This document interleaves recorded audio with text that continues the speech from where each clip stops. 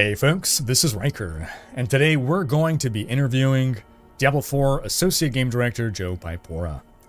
We're going to be live streaming this on Twitch and YouTube. We might have a little technical hiccup at the start there, thank you YouTube. But otherwise, we're in for, we got about 45 minutes on the clock with Joe. We have collected a huge number of questions. People are saying Inception. Are all systems go? They seem okay. We seem okay. We're not hearing any doubles, right? Yeah, we have over 5 pages. We have over 4 pages of questions, not quite 5 yet, that I've been trying to curate to keep things manageable. I don't know that we're going to be able to get through all of them, but as we're talking, you folks can also try to ask more questions as we're going along. I can't guarantee we'll get to them. I can't even guarantee that we're going to get through all the questions that we've already collected during the stream, the pre-stream today, from all you folks sending in some great questions. I appreciate it. But in a few minutes here, we're going to get on the call with Joe. We're going to set that up, and then we're going to flip on over to you folks. But again, whether you're listening in from Twitch or YouTube, oh, look at that. We got Pez Radar in chat on Twitch. How you doing, Adam?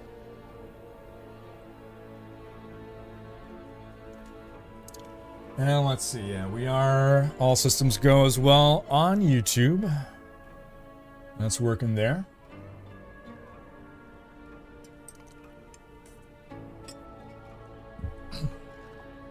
Oh yeah, I guess we can pass along all our unanswered questions to Rax and DM.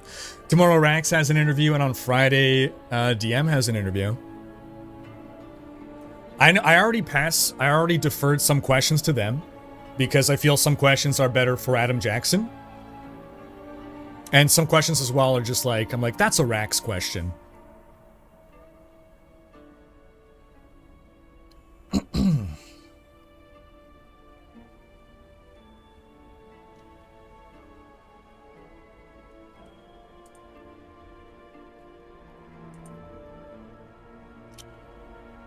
Alright, ooh, I gotta remember to disable my, yeah, I'm gonna disable my sound alerts here.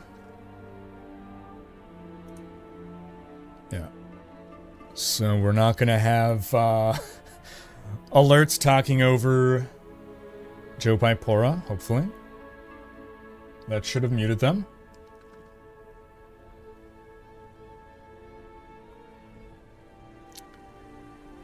Good morning from Australia, hello. Hope everyone is doing well.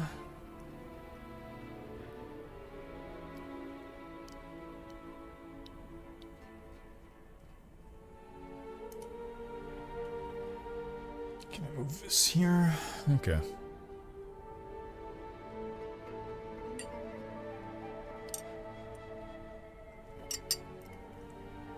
Oh, it's true. The hockey question was a good question for Pez. Hey, cheers, Joel.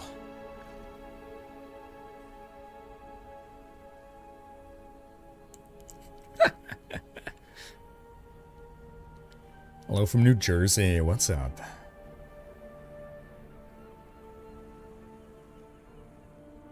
Ooh, Matt 10, I hope you... Wishing you a speedy recovery.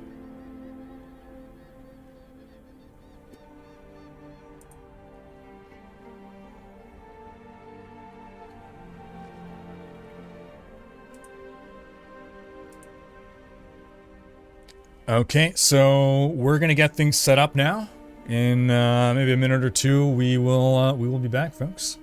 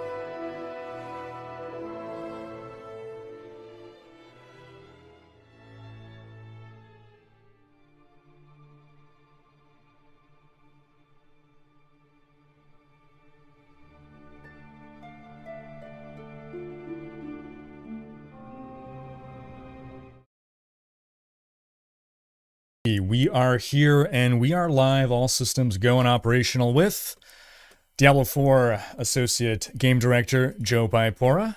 Joe, say hi to the folks. Hi folks. It's me, Joe Piepiora. Wonderful, wonderful. So, we just spent a couple hours collecting about 80 billion questions from chat so that we can now spend the next 45 minutes talking exclusively about Dungeons and Dragons. How's that sound? Yeah. Let's dive right into the tough questions that people want to know. Right? Is it 4 to 6 drop the lowest? Is it point array? Right? Like, yeah, I hear you. My plea to chat: y'all need to pester Joe endlessly for the rest of time to organize a stream with members of the Diablo team, with just streaming a D&D session. I think a lot of people would like that. Yeah, that would be something. That'd be something. I do have Diablo team members I do run a D&D game with. I'm not 100% sure they want to be on stream as they play, as they fumble through their roles and everything else. That's cool. That's fair. So I'm excited to be here. I really am. It's gonna be fun. We're coming up on a year post launch of D4. We're about 10. Yeah. So it's been a journey, and now we're coming up on probably the most exciting season and release and just moment for the game since the launch itself. How you feeling? How's the team feeling about everything, the journey, where you are now? I mean, the team feels great. This has been I know we've talked about this a bunch on stream, but this has been a huge labor of love in the background of everything else we're trying to do for Diablo 4 along the way. There's so much stuff to kind of improve about Diablo and that's going to always be true as we continue to make updates to it and continue to make it better, right? But the team's feeling really good about where we're landing on things. I think that the launch year has been very exciting. We learned a ton about the sorts of things that players are really looking for and really honing in on parts of Diablo 4 that we think we can just make it shine a little bit brighter. Items and rewards obviously being a really, really big part of that conversation. But yeah, we're just excited to finally get it into play. I was saying actually just before we jumped on stream, I'm just really excited to get this release out there so players can play it. And then we can start thinking about okay, so what are we going to do to improve on this now? What's the next thing that we're going to do? We have ideas always, right? But really, really stoked to get players actually into the experience and playing it. Awesome.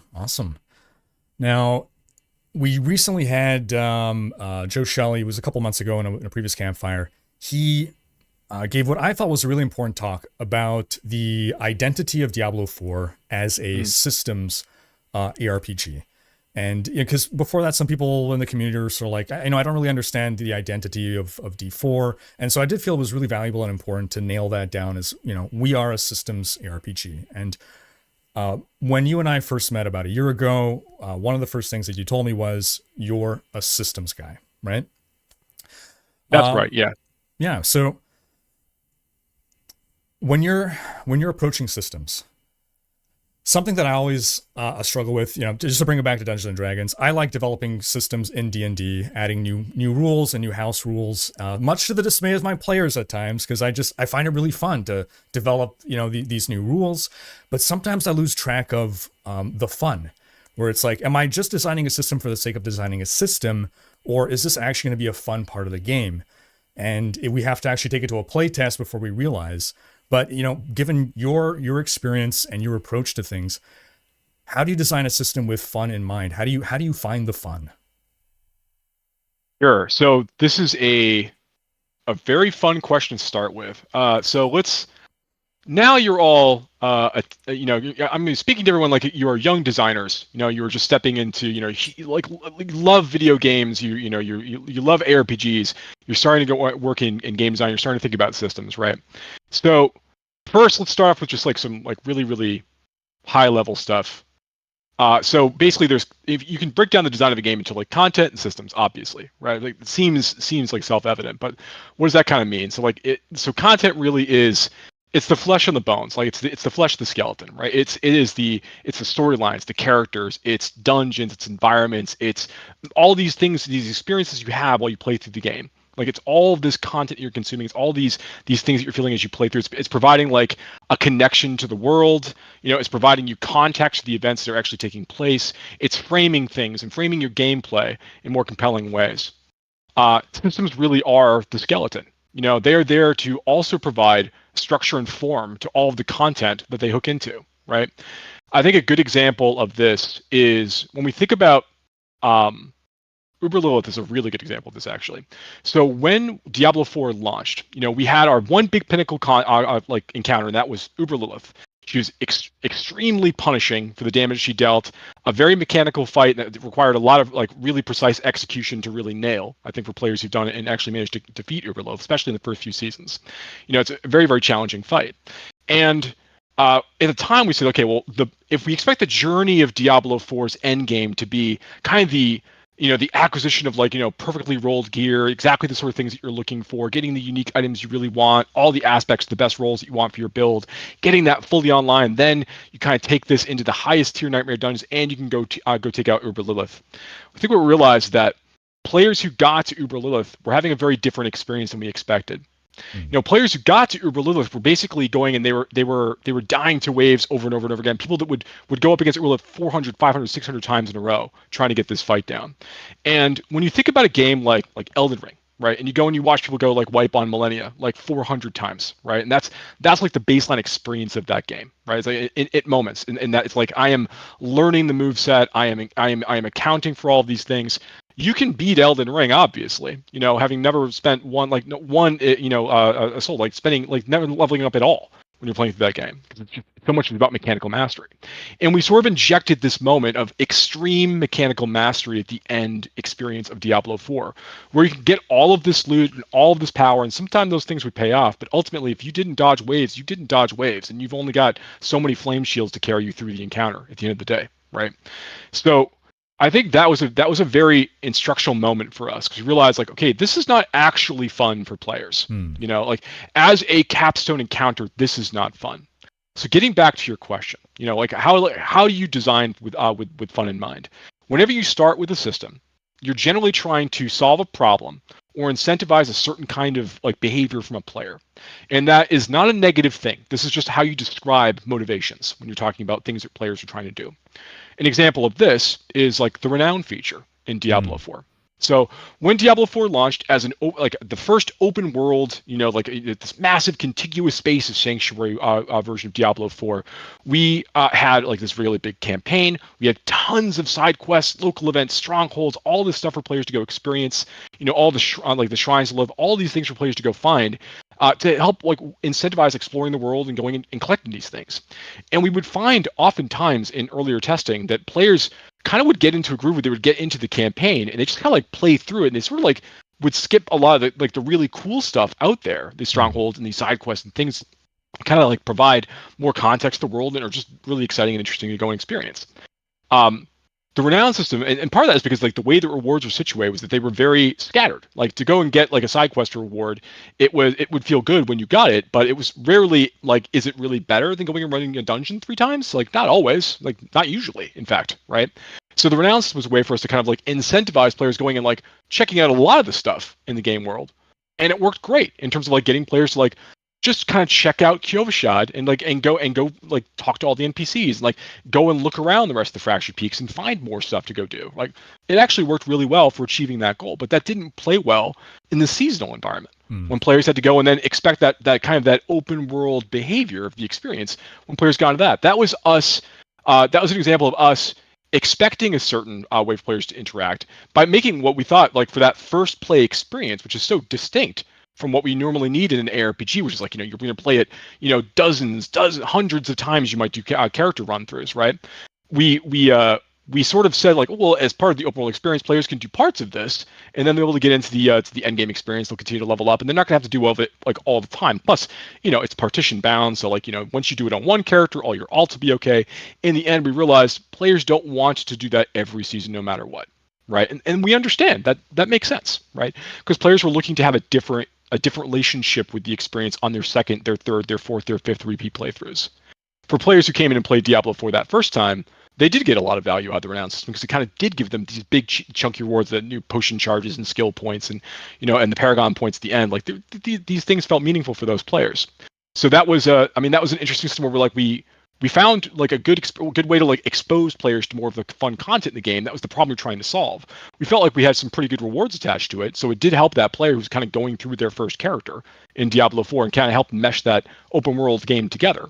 But it did not play well for the seasonal player who's looking to return and wanted to like kind of jump into the experience more quickly. That felt like homework. We don't want homework in in an action RPG especially.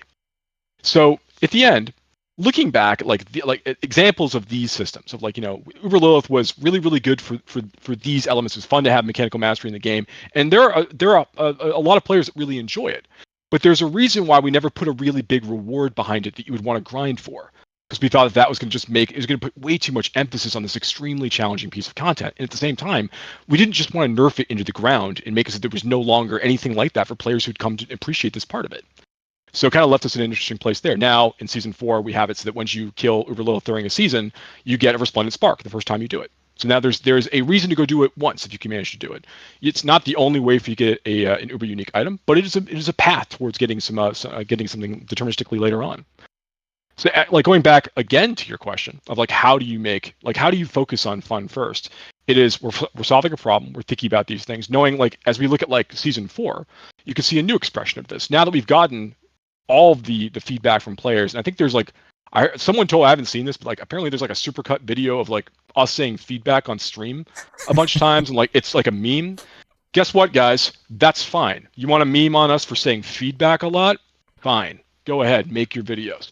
Because if there's one thing I care about deeply as the assistant game director for the live service of Diablo 4, it's making sure that I'm reading the things you're saying, even when they're joking about me, right? And then ensuring that we're bringing this down the team and we're trying to make the game better. That's our job, is to make the game better, right? So thinking about all the feedback we've received and all the things we've done as part of this seasonal release, this is us focusing on the things we know need to be made better. A great example of this is the Codex of Power update. We knew that initially the feeling of all right, well, there are going to be these aspect crystals I collect, and I'll hold on to the ones that are really, really important, and that's going to feel good. I'll have them in my stash when I want to kind of build up a new gear set, and that will feel pretty good. In reality, it was just a complete storage nightmare. Created a lot of other issues. We thought about oh, maybe we want to make these tradable, but that never felt right. It was really awkward to have all of these things lingering around. It was just going to give even more emphasis on having these things lingering around.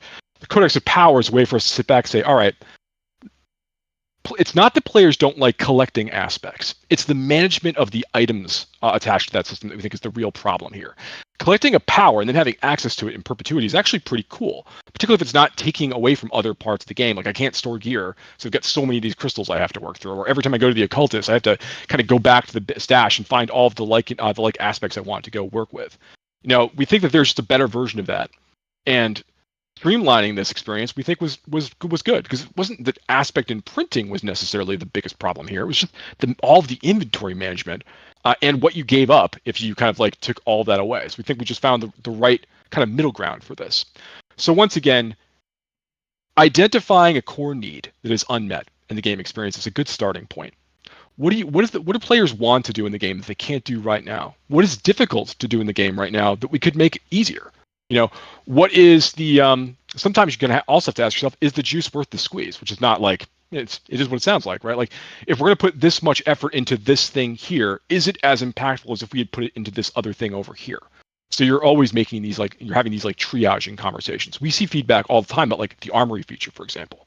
We love the idea of making sure that there's more. It's easier for players to save out loadouts and save out item sets and things like that. We love that idea. There's things we want to do there. We're going to be talking about. But there's a time and a place for everything, and when we can deliver stuff. So it's that's the very, very high level. Is there a need? How do we fill it? Do we have the people available, the time necessary to really nail the experience? Because once you've got a great idea, like Helltide, right? Helltide updates in season 4 were another labor of love from the team, and there was so much playtesting that happened along the way to kind of get it into exactly the right spot. That's the other thing, as any system, and Helltide's a content system in many ways. There's kind of it's straddling both lines and both areas here. You just need a lot of time to sit down and play the content. I think about. I've worked in MMOs. I've worked with online games my entire career at this point, right? And I think that something that's very, very unique to this space is that it's really difficult to test one thing in isolation and spend like an hour on something. You need to feel how Helltide or Season 4 feels. You need to play it for like 100 hours. You have to play it for like 200 hours to really know, is this the right drop rate? How frequently am I going back to town to sell? Like it's this kind of stuff. So that's the next step of like whenever you're like introducing a system and trying to make sure that's going to really work. You need to give yourself the space to actually test it appropriately. Give it the time it needs to settle. Because you go and you play it for 45 minutes and you walk away like, I happened to have a good experience in that 45-minute segment. That might not have been your experience 45 minutes from then, right? It's like you need to be able to like let things sit for a while. So one thing that I saw, or maybe it's an example of this, maybe it's not quite a system, but like Season 3, we had the introduction of traps, which on paper, it's like, cool, this is something that modifies gameplay, but at least from what I saw, an overwhelming amount of feedback from players was that they didn't enjoy interacting with the traps and the way it slowed down the gameplay. Do you feel traps were a successful mechanic? Is it something that you thought was good in on the drawing board, but then fell apart when it hit the field? Or yeah, what are your thoughts on that? I think that a lot of times, this is another really good one. I think a lot of times we're trying to figure out like what are the ways that we can kind of create different gameplay experiences for players. Like what is the other neat stuff we can do and explore in this dark fantasy game that we have, right? Traps are a thing like whenever we think about like dungeon diving, there's monsters, there's puzzles, there's traps. Traps and puzzles are things that tend to slow players down a little bit. And we thought to ourselves, all right, if we think we can nail traps in a way that will feel like they're adding an extra layer of like complexity to the space as you run it, but it won't be like you need to like go and collect like a red stone, then a green stone, and a blue stone, and then arrange them in a certain way. It's not going to slow you down quite like that. But we found that players, the tuning for it initially was such that they were a little too difficult to dodge. Like they were happening a little too frequently in terms of how fast they would fire, right? And it wasn't giving enough space around like areas where a player has like a slight latency spike. Let's say like things slow down just for a moment, and they see that they dodged something, but it actually registered on the server that they got hit, and then they would lose one of their stacks, and like that was a really negative experience. And when I say like when you ask me like, do we think that was a successful experiment? I loved what traps did ultimately, which is they did like kind of constrain combat spaces in interesting ways, right? But I think that a lot of these things come down to like just kind of getting the tuning in exactly the right place. And also this is another evolution of us trying to say like, all right, so what are the sorts of things we can do to kind of like change the player's experience, like I said. And we saw the players having like moments where it's like, well, I kind of want to like come into the space, and I sort of just want to be able to clear through it pretty quickly. I want to blast through these things sometimes. I want to get my glyph XP. I want to like get the rewards at the end. And I think that's fair. I think that this is in ARPGs we have an interesting relationship with difficulty, and things that slow you down in that way, right? So I think that it was a good experiment. I think there's things we can certainly take from it. There's vaults won't be returning in Season 4, but the learnings from vaults I think are going to be something that the team's going to be able to hold on to and kind of continue to consider, because I think there's neat stuff there, but we want to make sure that we're doing it in a way that doesn't conflict with kind of the efficiency bets that players are making as they kind of choose what kinds of content they want to engage with at different parts of their experience. An example of this also might be like, I think that when you're playing through like a campaign experience the first time, or like a major quest line, I think that if you're a player who enjoys narrative and you enjoy quests and things like that, then you're not thinking in the same efficiency-minded space as you are in other elements of gameplay. And in those situations, there's probably a lot of opportunities for kind of like slow players down a little bit in terms of like making them experience different things as part of like a room sequence to room sequence and conversation with NPCs and things. I think there's areas to bring some of these ideas back, I think. All right. Over the past, again, we're close to a year now. Yeah. A lot of changes have been made since the game launched. If you could go back in time, let's say 2 years, are there any decisions you would have made prior to launch, knowing than what you know now? I mean, yeah. Fair. Yeah, I think there's probably some decisions I'd make 2 years ago if I'd known. Yeah, make some different ones. Is there if there'd be like one particular thing about D4? Oh yeah, okay. Yeah, really good question. Well, I think that I have talked a little bit about this on stream, but I think it definitely bears repeating in this context, right? And I'm gonna apologize because my camera occasionally just loses all focus. There we go. One thing we believed when we started working on Diablo 4 and we were thinking about the end game of Diablo 4, we had thought to ourselves, or rather we had believed after testing things internally, all right, so the experience is the journey from level 50 to level 100. You know, like that's a big part of what the experience of Diablo 4 is kind of going through this like this progression, leveling up glyphs, like I mentioned before, like getting your unique items and getting exactly the right rolls on various affixes for your gear, which is going to take time, and getting like legendary powers, exactly the rolls that you want.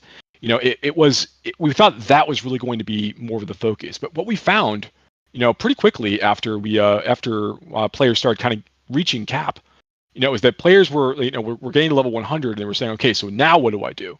And then they would go fight Urulilith, and then after that they were like, okay, well now what do I do? And then they would go complete the last, maybe if they haven't already completed tier 100 Nightmare Dungeons, they would go do some of that, right? And they said, okay, so what else? And you know, our thinking at the time was like, well, then now it's time for maybe to check out like another character and start building up something else.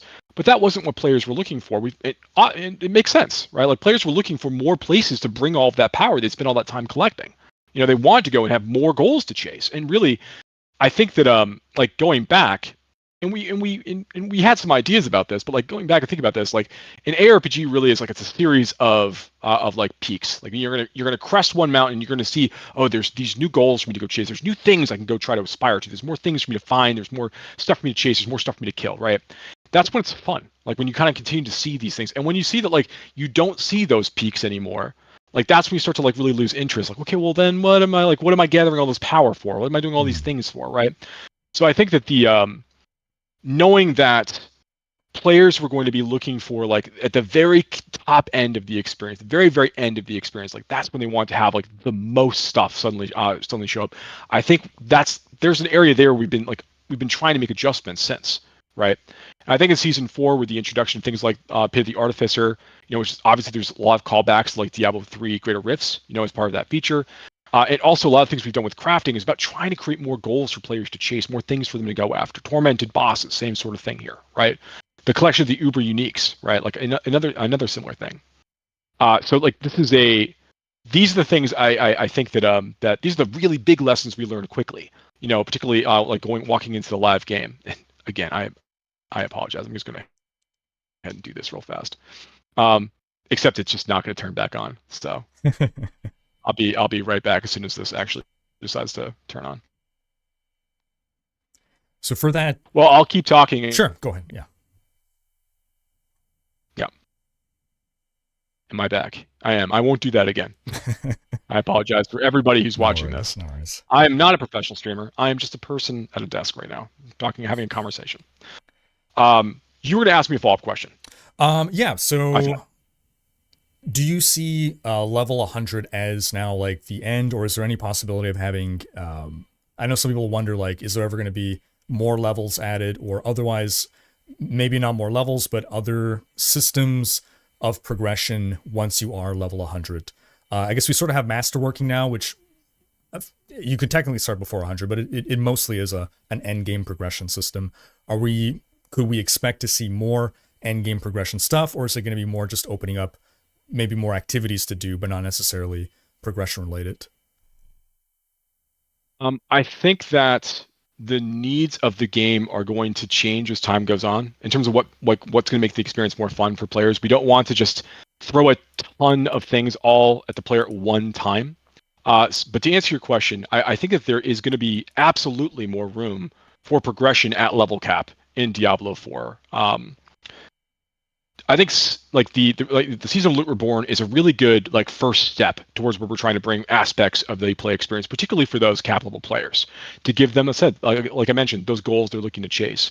Goals are only compelling as long as the rewards for pursuing them are compelling. As long as there's like really exciting stuff to go chase as part of it, right? Like, so I think that we have to continue to innovate in this space. We have to continue to add more things, and we have ideas. We have really, really cool stuff we want to be able to bring to the table, and we have an expansion that's going to release at some point, and there's going to be stuff then too, right? So I think that there's a lot of room here, not just for like other activities, which I think there's absolutely room for other activities that are kind of like designed more for the end game experience, but also for other progression systems and other interesting ways for players to augment their power and make cool choices. Now, I got a quote that I'd like your thoughts on. This is from lead producer Tim Ismay, speaking of Games Radar. He said, Sure. quote, "We are for sure actively discussing, if not directly working on, additional systems we want to add to the game in the future, which we think will make it an even more robust experience. Similar in scope to what we've been doing for Season 4 with itemization, we're very open to revisiting other parts of the game in the same way." This has led people to question skill trees, Paragon boards. Any thoughts on that you'd like to share?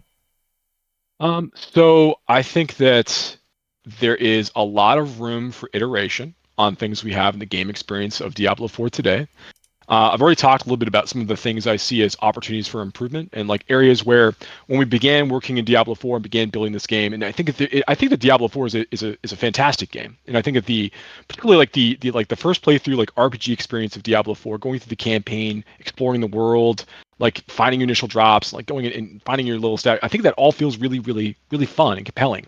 It's trying to make sure that like the other parts of the experience, like the itemization, the reward system, the power progression features, the various things that become available to the player once they finish the campaign, they've kind of gone through parts of that experience. I think there's opportunities both in the kind of the framework of players, the way they kind of reach that experience, the way they engage with it, as well as just more opportunities to augment that in meaningful ways. So I obviously can't like say anything very specific as part of this conversation. I hope you understand, but I absolutely, and the team remains very committed to making more improvements here, like more exciting things, for players to look forward to. I think if I could just steal the mic again for a second, and I apologize because you're the one who's asking me questions, right?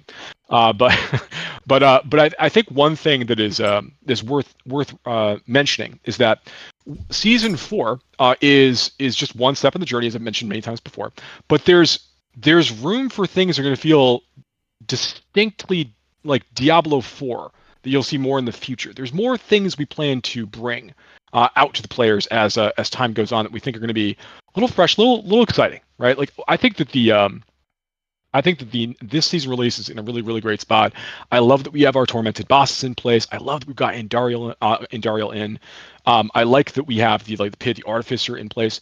But there's clearly more stuff that we want people to bring to players as time goes on. So there's a lot to look forward to, I think. Fair enough. Speaking specifically about Paragon boards, what do you see as the role of blue glyphs in the game currently, and are you happy with where they are?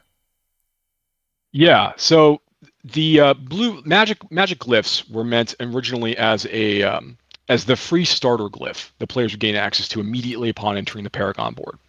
They've kind of formed like they're in a vestigial role right now. As you get your rare glyph drops pretty quickly as you're progressing through as you get into like level 50 plus content. So as a result, like there isn't really a period of time where you don't have a rare glyph that you actually want to pretty quickly. And if in that case, like that's where magic glyphs are meant to like step in and give you like a little bit of an extra like starting point, to begin on your journey. So I think that they're kind of in a strange spot right now. I would not be surprised if we decide to make adjustments to those in the future. Fair enough. Topic of Nightmare Dungeons. With the changes in Season 4, are you guys happy with where Nightmare Dungeons land within the canvas of things to do in D4? Yeah, it's another good question. So I think that, when we work on Nightmare Dungeons, let me take a step back. The feedback on Nightmare Dungeons is fairly clear. I do not like grinding Nightmare Dungeons in order to get my Paragon Glyph XP. That's the feedback on Nightmare Dungeons. And I ask myself sometimes, I'm curious, right? Like, all right, is there a place where Paragon Glyph XP could go that would make that you would enjoy the content, where that you would grind in order to get your Paragon Glyph XP? And I think some of the problem with Nightmare Dungeons is actually just the rate at which you earn Paragon Glyph XP. That's kind of part of it, right? We saw it during we did our Lunar New Year event earlier this year, right? And during that, we had glyphs, as I think you and many folks know. We had glyphs that would show up, these ancestral glyphs that would show up that would give players these give boosts to glyph XP. And I feel like the ones that we provide as part of that event, we actually could push the bonus even higher, during those moments. And because players really played a lot of Nightmare Dungeons during that time, particularly whenever they had those glyphs that were active, right? We think that's fun. Players want to be able to push further. And I think that that's one of our takeaways. In Season 4, we increased the glyph XP speed by 25%, so you're going to be leveling up your glyphs a lot more quickly. But stepping back to the actual content side of Nightmare Dungeons, a lot of the things that players kind of engage with as they're going through a Nightmare Dungeon is, again, it's something that they have to react to. It doesn't feel like it's engaging necessarily, as players have done them over and over and over and over again. I think there's opportunities for us to kind of like make some updates to Nightmare Dungeons in the future. I think that there's a lot of cool ideas in Nightmare Dungeons about trying to provide, different experiences inside these dungeons that players have played through before, and we wanted to be able to change them up and make them feel like very flexible. But there's nothing I can talk about today about what we're explicitly going to do. More that we see that there is an opportunity for improvement inside that feature that we want to go ahead and execute against. Fair enough. On the topic of set items, some games have outright said we're not doing sets. We don't feel there's a need for them. There's no room in the design space. Prior to D4's release, about 6 months prior, Rod Ferguson said that sets would come to D4 in the future. So my question now is, are sets still planned to come? And if so, what are the specific challenges that you see with implementing sets in Diablo 4's current itemization? Well, I want to start by saying one thing, and that is, Rhykker, you've set me up here, okay? All right, because I report to the guy who reports to the guy who reports to Rod Ferguson. Okay, that's the order. That's the pecking order. Okay, so the reality, I think, is that I think sets are extremely cool. Right, they're I think they're very, very fun. There's a question inherent in the idea of adding sets, that is, how much of my character power is from this set when I get it?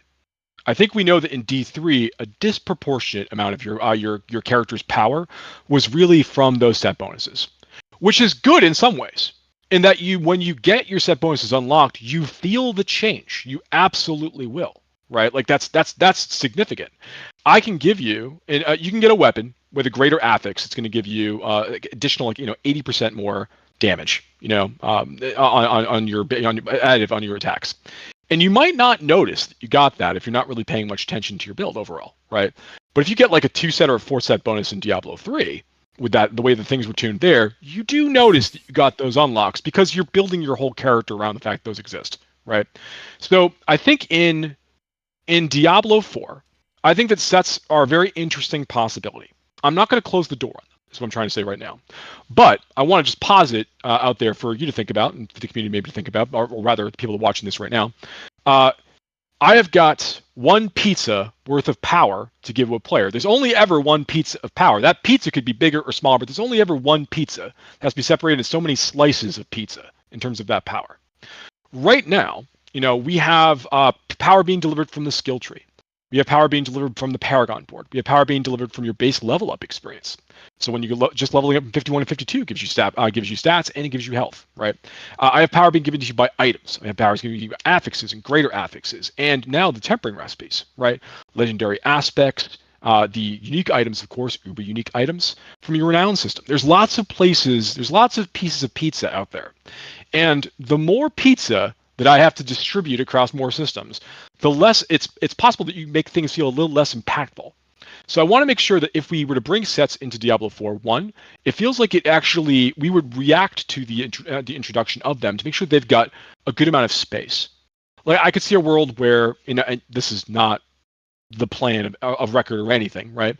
But I could see a world where, okay, the way that we think about sets in Diablo 4 is that players are now losing opportunities to make or to have uniques in slots. And that's kind of how we offset the additional power that we're giving you, because the unique powers play a disproportionate role in many builds, So now like you're kind of like, instead of choosing uniques, maybe there's some set bonuses you need instead, and they kind of fulfill a similar space power-wise, right? I think that would be part of it. If we were to just add another feature with no space carved out to make things to kind of make room for it, I think that it might feel like it's not providing enough value on its own to hit the set fantasy. So I think that's the challenge with adding sets to Diablo 4 today. But I do think that they're a very, very interesting concept. They're extremely Diablo. Like we obviously loved sets on the team. We've had this conversation many times internally about them. So I think that there's absolutely a future. I think there's just conversations to have about them. That's fair. This kind of dovetails into maybe this answer is very similar, but rune words. We did see early in development, you guys had a form of rune words. It was like the 2-piece rune words, and we've sort of not heard about them since then. Was that system scrapped? Was there like some specific problem with that implementation that was discovered, and that's not an idea that's going to come back? Yeah, great question. So I think that rune words, in many ways, in an entirely different place than sets, in terms of like sets are popular. People like sets. Sets are very popular. Diablo 4 was a game where we try to like bake into the mythos of it, like Return of Darkness. We wanted to take a lot of nods from Diablo 1 and Diablo 2. And Diablo 2, obviously, one of the preeminent systems in that game are rune words. Prior to the launch of Diablo 4, we did work on rune words for quite some time. We had some really, really cool stuff. And I think and you're referring to some of the things we talked about a little bit in the past. We didn't feel that we had the time to iterate and polish it to get to the place where we were really going to be excited about being able to deliver it to players. It wasn't going to be ready and it wasn't going to fit quite right. So with that in mind, we didn't end up launching with that feature because we didn't want to like put it out there and have it be like a half-baked version of what we wanted to do with it. Right. So as we think about the future, it's not that like rune words have lost their luster at all, right? Like I think that's there's obviously prime base there to do something extremely cool. Can't talk about anything today, but I think it's pretty clear that there's Diablo 4, it feels like it like the rune words would fit. Like there's a place for this someplace. We can do something, right? So I think that there's there's room for this in the future, I think. Wonderful. Real quick, D3 character rebirth, is that on the radar of something to come to D4? Yeah, so character rebirth is something we've talked about as a team. It's something we are excited about. Like Brent Gibson, the director for expansion, is very excited about this. It's something the team is thinking about and working through and figuring out like when we could deliver this in a level of quality that we'd be excited for. So that is definitely on our radar. We know that players are now reaching a point where they've filled up all their character slots and they're looking for ways to kind of like make a little bit of room, and rebirth is a great way to do that. So we want to make sure that we find a way to support that in the future. All right. Diablo 3, we saw power creep over time, and that was dealt with by the devs by just adding torment after torment after torment. How do you guys plan to address difficulty? Can we expect higher world tiers over time, or do you plan to find other ways to increase difficulty, or are you even just comfortable with the difficulty as it is now in Season 4? No, I think that the difficulty in Season 4 is in a reasonably good spot right now. But as we continue to add more opportunities for players to get more powerful and add more peak challenges, we're going to continue to push this envelope a little bit. Now, whether that is in the form of torment tiers or anything else, I think the real question here is how do you make the game difficult at some stage? Where does difficulty come from, in an ARPG? And I think that there's we have a few spaces to operate. So we can make players weaker, which very, very early iterations of Nightmare Dungeon Essentials did actually quite a bit of this. It just made players weaker. There's still some advocates out there on Sigils that will still do a little bit of this. Like monsters take less damage from fire, things like that, right? You can make monsters hit harder and get closer to get to a one-shot situation with players more quickly, right? But players are fast, so maybe we should CC them more so that they have to stop, and then we hit them and then they die, right? So that's another thing we could potentially do, right, to make the game more challenging. And then there is the idea of adding more health to monsters. So okay, well maybe what we need to do here is maybe monsters could take a few more hits. They have more time on field to do something as part of a fight. We do that too much, and it just becomes a giant slog. That might not be the most fun experience either. So I think that there's obviously a conversation we had there. I think that right now, the way that we're thinking about this is that we want players to feel strong. We do want players to feel that they have, particularly in the form of the Artificer's Pit in Season 4, we do want to feel like that is the measuring stick. I think Colin mentioned this on stream, right? But this is a place where, like, once you've gotten yourself into a good spot, like you've started to like get your, your greater affix gear together, you're starting to masterwork all your stuff. Obviously, you have all your tempered affixes on your items. We want you to go have a place where you can really push and like feel that like you can and have the game push back against you. And if we don't want to just chain CC, and we don't want to just have area like in screen wide one-hit attacks, so that you are running very particular builds. We are in a place where we want to make sure that monsters have like a little bit more health, they can stick around a little bit longer, and we're going to see how that plays out as players kind of dig deeper and deeper into the overall experience. So yeah, that's the current thinking on things, and we'll see how that evolves. Particularly after we go past Season 4 and we see how players are engaging with things like the pit. I mean, I'll say that like for the Abattoir of Zir, the health scaling in Abattoir of Zir was insane. Like that was extremely high. We knew it was possible for players to finish the tier 25 Abattoir of Zir run, for example, but we didn't expect many players to do it. Not a ton of players did, but the numbers that did, I was still surprised by. Like this, there's a lot of room for players to like push inside this experience, and I just want to like spread that out more granularly at a minimum. Over the course of the Artificer's Pit, and then go beyond that a little bit where possible. In the future, we'll see. What's your approach towards, I'm going to call this aspirational content, I don't know if it's the right term, but basically content in the game that is not necessarily going to be completed by everyone. It's for the hardcore people. If people really apply themselves, they might get it, but they also don't feel bad not achieving that. And I feel it's really tough to find that balance of putting something in a game where it's like, I'm satisfied with the game, even though I haven't done this thing over here. Because I feel what we tend to see, or what often ends up happening is, people complain and things have to get nerfed so that everyone can accomplish this content. Do you feel you have this kind of content, or do you want to have this kind of content in D4 where it's like, no, this is, you really need to apply yourself to do this? And yeah, what's your approach, I guess, towards designing that, implementing, and in what quantity? Yeah, great question, actually. Great question. So I think I could think of a couple examples of this, right? So the first example is uber unique items. Obviously when uber unique items first started appearing in the game, they had an extremely low, extraordinarily, vanishingly low drop chance for players to get. And that was intentional. We wanted to make sure that this was our moment to replicate those beats in D2 where high rune drops for you and you fall out of your chair. It's a giant deal. Like, you're extremely excited because it's so rare.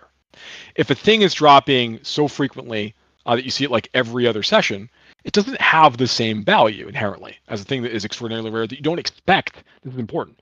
You don't expect to get every time you build a character and run through a season. But a lot of the experience of playing an ARPG is about trying to acquire these really, really big items and feeling that you have a chance to do that. I think that our relationship with like the way that things drop like now, particularly for like for the Diablo audience, it's very different than it was, in 2000 and 2002 and 2003, when like Diablo 2 was like really its absolute peak, right?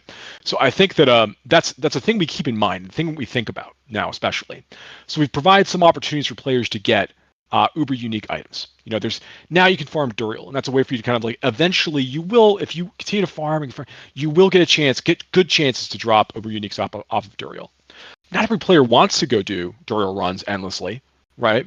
But they might if they want to go, if they really care deeply about getting that uber unique item, right? So I think that we want to provide opportunities for players to get some of this stuff. But like that's just one example. The other example of this is thinking again about Uber Lilith, right? We had a point in time where the conversation on the team was, okay, should Uber Lilith be balanced so that every build for every class can kill Uber Lilith? It's an excellent question. That means that if we were to say that the answer to that is yes, and every build can absolutely definitively kill Uber Lilith, that means that the fight is actually entirely about the execution of the encounter, and it doesn't have anything to do with your stats at all. So like maybe there's a world where you say like, actually we're gonna put a debuff on the character and everybody is set at the same exact power level, and like all stats are neutered. It's like, but is that really an ARPG if we do that? Probably not. Like, you want to be able to take your value into that fight, take that power into the fight, and feel that you can push through it, right? When you mentioned at the top of our discussion today that you that you thought that the conversation that Joe had on the stream a while ago, where he mentioned that the SARPG thing, right? Like, Diablo is an it's a SARPG, systems ARPG. One of the things he mentioned as part of that discussion is that we think that the decisions you make before an encounter needs to play a bigger role in the outcome of that encounter than the execution of that encounter. Wind that back, we're saying like, okay, so you should be able to like gear through some things. Skill at some point becomes really more of a bonus when you get into some of these encounters if you are exactly aligned on your build and you've done all of the investment, you get all these things together. That power needs to shine through.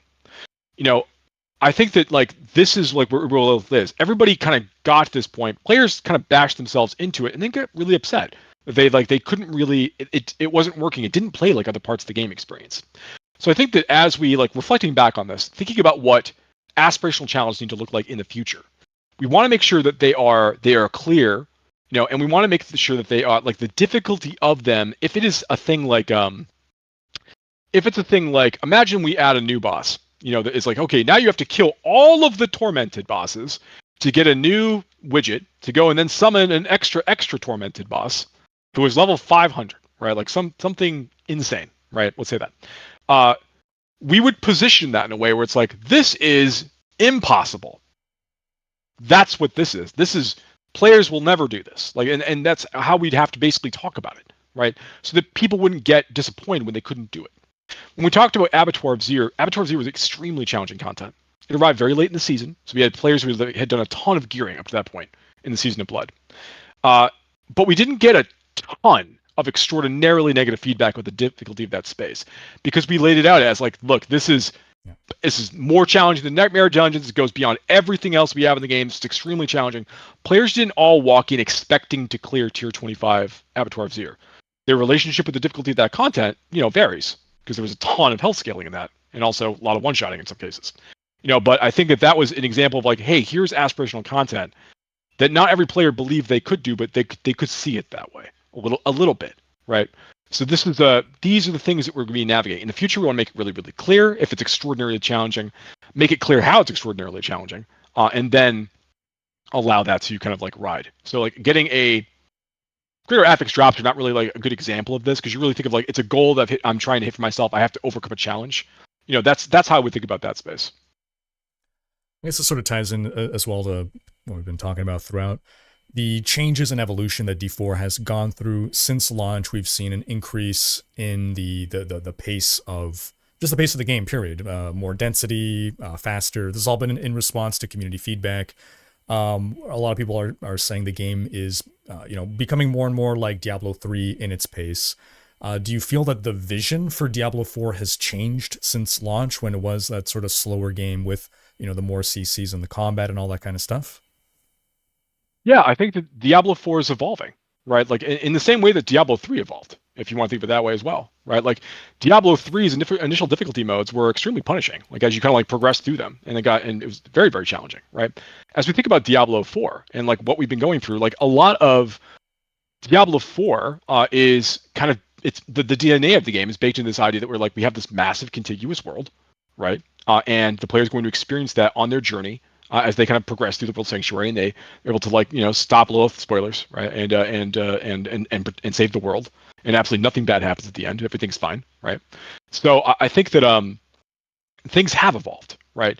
And part of that has been like a good example of this is that when you think about like many open world games, right? There is a part of the experience is going and exploring the world. Right, and finding all these things and going to all these places, like when I talked about when we talked about the renown system a little bit, right? Like it's kind of like seeing all of this stuff, right? But in ARPG, like we'll see players go into like one dungeon like 800 times, to level up on like their second character, because it's faster than going and wandering around the world and doing quests or doing something, even if it's like not necessarily more engaging. Maybe it's different from player to player. People like grinding, right? But like it's just a different mentality on that second playthrough, and I think that like as we see the game kind of evolve and and as we're like kind of hearing what our fans are looking for, and we're kind of like engaging with these problems, I think that we're seeing like there's opportunities to like speed up aspects of this of combat in general, right? Like we gaining spirit energy on a on a druid at launch was very, very difficult, right? Like it was a very slow pace, or like when you could actually like launch out a tornado or anything else, right? It's just a very different experience. We wanted to make that a little bit faster. You know, some monsters just felt like they just took a little bit too long to kill. You know, and we wanted to make that a little faster too. Like we wanted to make sure the players felt like they weren't like wandering like for a long period of time without seeing a thing to fight. You know, and that when we talk about density, what's really talking about is making sure that like the pacing of the combat experience feels more engaging, so that you're excited. You know, and your some of your cooldowns might still be off cooldown from the last fight, as opposed to you wait 9 seconds and eventually a lot of things come back. You know, so I think we're absolutely evolving things. I think it's safe to say like there are a lot of learnings from D3 that are worth considering, right? They're worth thinking about. Not that everything in D3 makes sense in D4, because it doesn't. It just doesn't. It's just wildly different games, you know. But there are some things there that I think are really important, like making sure that the combat feels punchy, you know, making sure that the abilities feel like very fluid, making sure that that when you're killing like swarms of monsters, it feels visceral, feels exciting to do this, and you can move swiftly through these packs of monsters. What I think we need to do, what D4 is doing now, is now like really creating its own identity. Right, it's now like, okay, we have this phenomenal campaign. We have all of these really great classes. We have like all these powers and unique items and all of these things for players to engage with.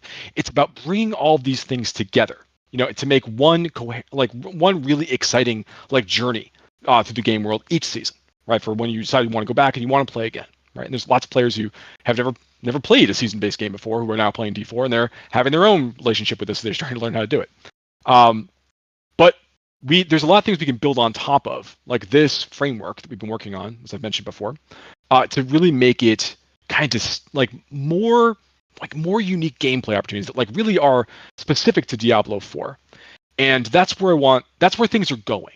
Like a lot of the steps we've been taking so far, they feel like, oh well, that's something from Diablo 3, you know, and this is the thing here, like, but it's all going in a direction, and we're really excited to show you more of that as we continue to make steps on there. That's being a live game immediately out the gate for Diablo 4 has been a huge blessing for us, in that it's given us all these cycles to iterate and make the game better and bigger and more, right? And just keep learning, right, about like what players are looking for now versus like what they might have told us in beta, or what they might have told us, you know, in user research groups, or what they might have told us in D3. You know, even the players who are playing D3 now, you know, say different things than what D4 players say now. Like it's been a journey. It's been a lot of fun. Well, thank you very much. I've taken even more of your time, but I didn't even realize what time it was.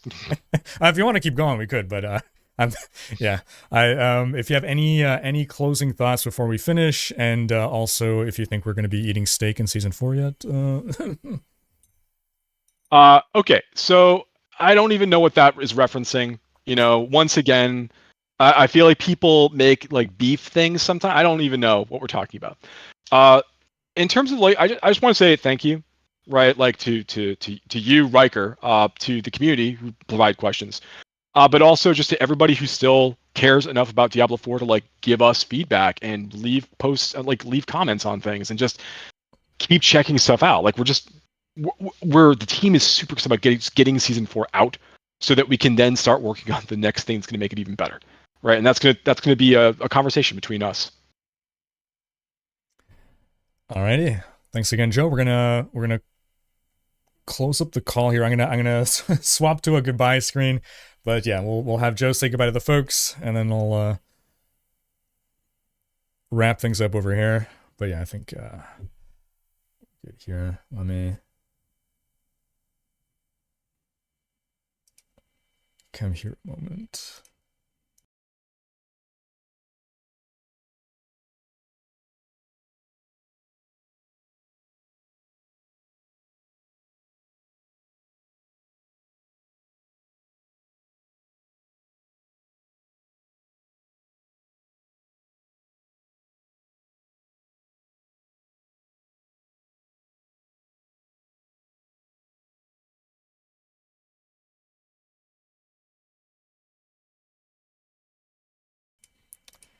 All right. Well, I am not Joe Piepiora. I'm going to remove this. Yeah, so big thank you, everybody, for sending in your questions. We got through like half of them, maybe. But yeah, Thanks, everybody. Hopefully we'll have more opportunities in the future. Also, just as a PSA, a lot of people have questions that are like really just suggestions. And we listen to those. I listen to those. We have venues that we can send information and comments and feedback to the devs. It doesn't have to happen in a live interview. The interviews are more about hearing them express their thoughts and getting them to express their thoughts in front of you folks to see what's in there. How are they thinking about things? So things that are like suggestions. We're passing that info. We're passing that feedback along. We got you. All right. So that's gonna wrap up the video and interview here, folks. I'm gonna shut down the YouTube stream to have this as a nice contained VOD for those who want to go back and rewatch the interview. I'm gonna keep streaming on Twitch a little bit if you want to have an AAR, as it were. So yeah, alrighty, closing down the YouTube stream.